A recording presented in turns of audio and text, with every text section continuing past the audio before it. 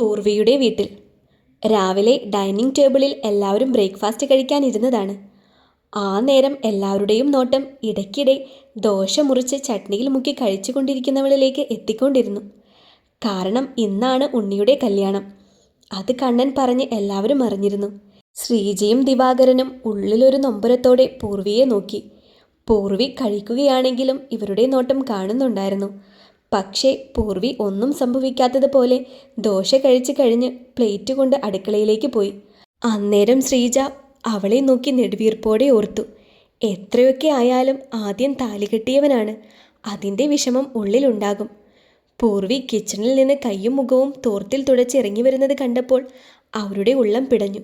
കാരണം അവൾ മുഖം തുടയ്ക്കുന്നത് കണ്ടപ്പോൾ അവർ കരുതി അവൾ കരയുകയാണെന്ന്. പൂർവി കൈ തുടച്ച് തോർത്ത് ശ്രീജയുടെ കയ്യിൽ കൊടുത്ത് രണ്ടുപേരോടും കൂടിയായി, എന്താ, എന്തെങ്കിലും പ്രശ്നമുണ്ടോ? കുറച്ചു നേരമായല്ലോ നിങ്ങൾ എന്നെ തന്നെ നോക്കുന്നേ? സംശയഭാവത്തോടെ ഇരുവരെയും നോക്കി ചോദിച്ചു. ഏയ്, ഒന്നുമില്ല മോളെ, വെറുതെ ഓരോന്ന് ഓർത്തുപോയി, ശ്രീജ വിക്കിക്കൊണ്ട് പറഞ്ഞു. അത് കണ്ട് പൂർവി ഒരു ചിരിയോടെ പറഞ്ഞു, എന്തിനാ അമ്മ എന്നോട് നുണ പറയുന്നേ? എനിക്കറിയില്ലേ എൻ്റെ അച്ഛനും അമ്മയ്ക്കും കള്ളം പറയാൻ തീരെ അറിയില്ല എന്ന്.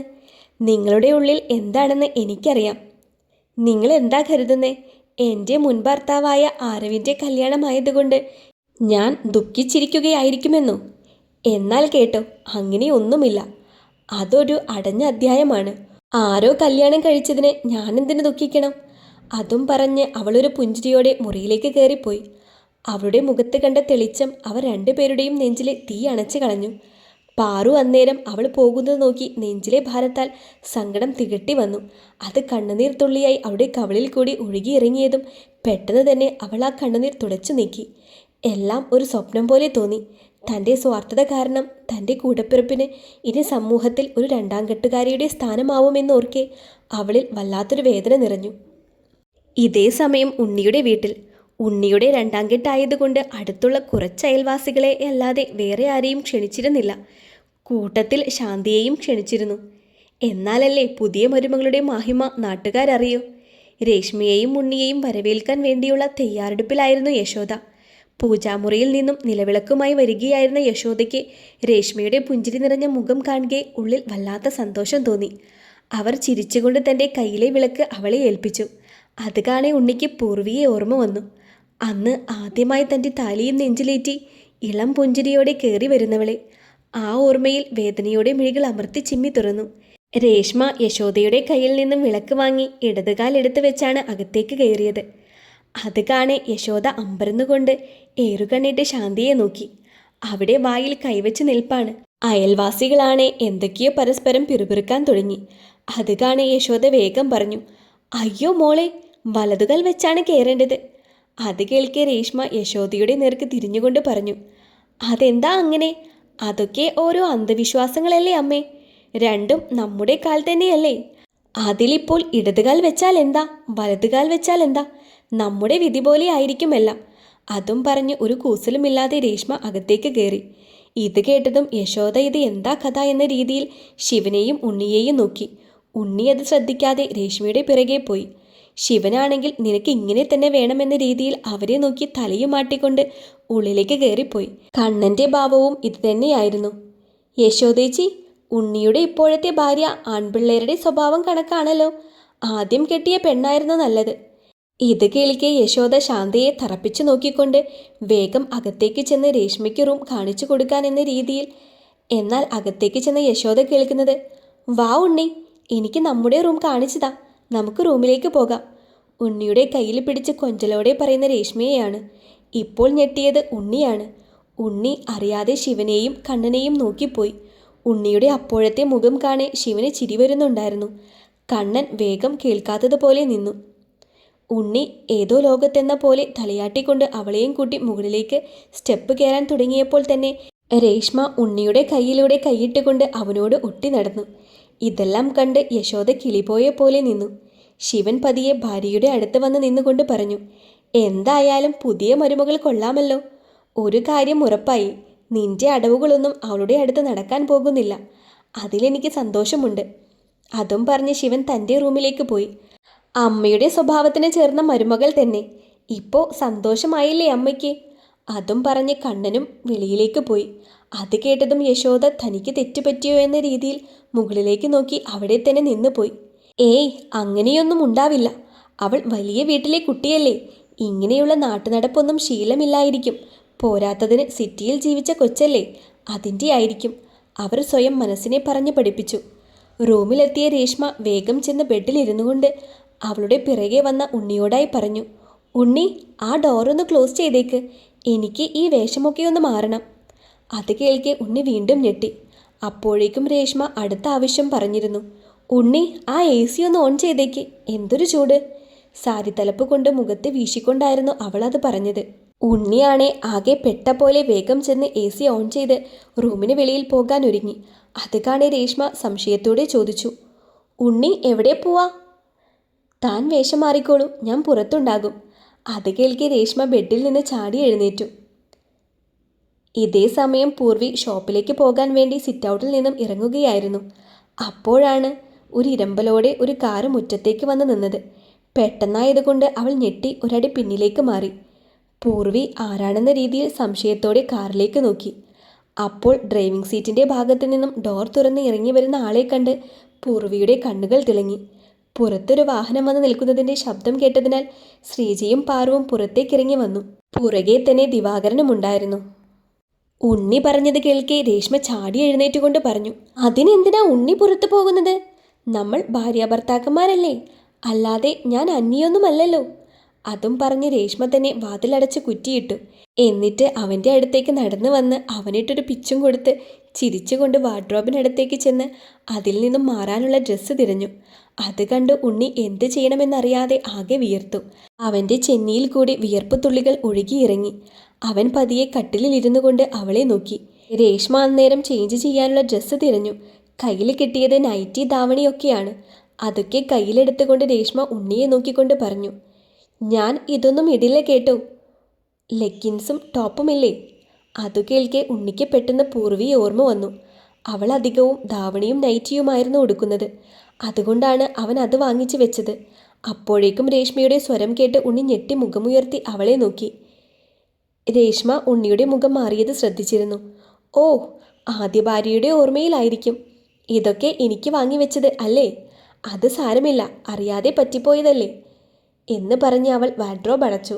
അവൾ കൊണ്ടുവന്ന ബാഗ് എടുത്ത് അതിൽ നിന്നും ഒരു 3/4 സ്കേർട്ടും സ്ലീവ്ലെസ് ബനിയനും എടുത്തു. അത് കാണി ഉണ്ണിക്ക് പൂർവിയെ പോലെയല്ല രേഷ്മ എന്ന് മനസ്സിലായിരുന്നു. അതോർത്തുകൊണ്ട് രേഷ്മയെ നോക്കി ഉണ്ണി കാണുന്നത് അവളുടെ ഷോൾഡറിൽ നിന്നും സാരിയുടെ മുന്താണി ഊർന്നു വീഴുന്നതാണ്. അത് കാണി ഉണ്ണി പെട്ടെന്ന് കണ്ണുകൾ ഇറുക്കി അടച്ചു. അത് ഇഷ്ടപ്പെടാത്തതുപോലെ രേഷ്മ അവൻ്റെ മുന്നിൽ ചെന്ന് നിന്നുകൊണ്ട് പറഞ്ഞു, ഇതെന്താ ഉണ്ണി ഇങ്ങനെ? ഞാൻ നിങ്ങളുടെ ഭാര്യയല്ലേ, പിന്നെ എന്തിനാ കണ്ണ് ചിമ്മുന്നേ? അതും പറഞ്ഞ് അവൾ അവൻ്റെ മുന്നിൽ പുറം തിരിഞ്ഞ് നിന്നുകൊണ്ട് പറഞ്ഞു, എന്തായാലും ഉണ്ണിയേട്ടൻ ഇതൊന്ന് അഴിച്ചു തന്നേ. എനിക്കിത് അഴിക്കാൻ പറ്റുമെന്ന് തോന്നുന്നില്ല. അവളുടെ ബ്ലൗസിൻ്റെ പിറകിലുള്ള ഹുക്ക് കാണിച്ചുകൊണ്ടായിരുന്നു അത് പറഞ്ഞത്. ഉണ്ണിയാണെ അവളുടെ യാതൊരു നാണവും കലരാത്ത വാക്കുകളിൽ ധരിച്ചു നിൽക്കുകയായിരുന്നു. കുറച്ചു സമയം കഴിഞ്ഞിട്ടും ഹുക്ക് അഴിയാതെ വന്നപ്പോൾ രേഷ്മ തിരിഞ്ഞു നോക്കിയപ്പോൾ കാണുന്നത് അവളെ തന്നെ നോക്കി നിൽക്കുന്ന ഉണ്ണിയെയാണ്. അന്നേരം അവൾ കരുതിയത് അവൻ തൻ്റെ സൗന്ദര്യത്തിൽ മയങ്ങിയിരിക്കുകയാണെന്നാണ്. അത് കാണെ രേഷ്മയുടെ ചുണ്ടിൽ നാണത്താൽ കലർന്ന ഒരു പുഞ്ചിരി വിരിഞ്ഞു.